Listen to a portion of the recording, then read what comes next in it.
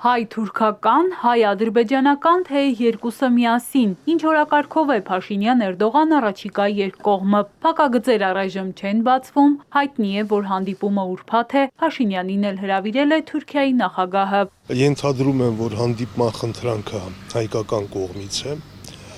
որովհետև դեռևս 21 թվականին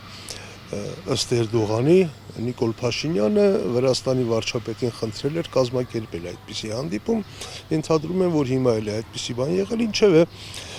կարծում եմ սա պիտի լինի, Հայաստանի վարչապետը պիտի խնդրի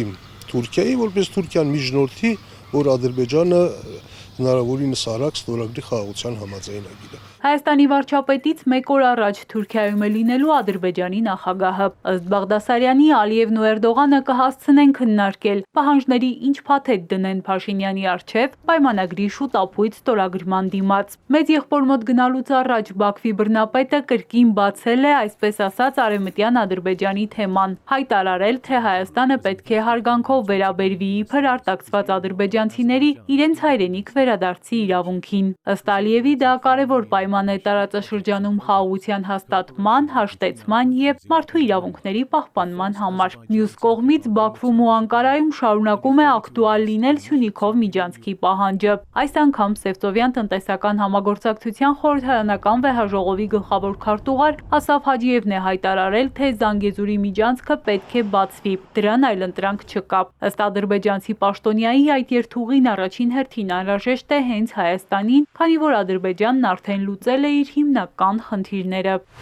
Հավակնում է արդյոք Թուրքիան Երևան-Բաքու հարաբերություններում միջնորդի դերին։ Բաղդասարյանը կարծում է ոչ թե միջնորդ, այլ հակամարտության կողմ է Անկարան, սեփական ակնկալիքներով։ Ես ընդհանրապես մի օրինակ բերեմ, երբ Ալիևը հայտարարեց, որ Հայաստանը չպիտի օգտագործի Արարատը որպես ազգային խորհրդանիշ, օրինակ։ Մինչդեռ Արարատը Թուրքիան է։ Այսինքն Թուրքիան իր պահանջների մի մասը ներկայացնում է Ադրբեջանի միջոցով։ Եվ հիմա կարծում եմ Թուրքիայի հիմնական պահանջը պիտի լինի այն Ադրբեջանի փոխանցման, որ ամեն դեպքում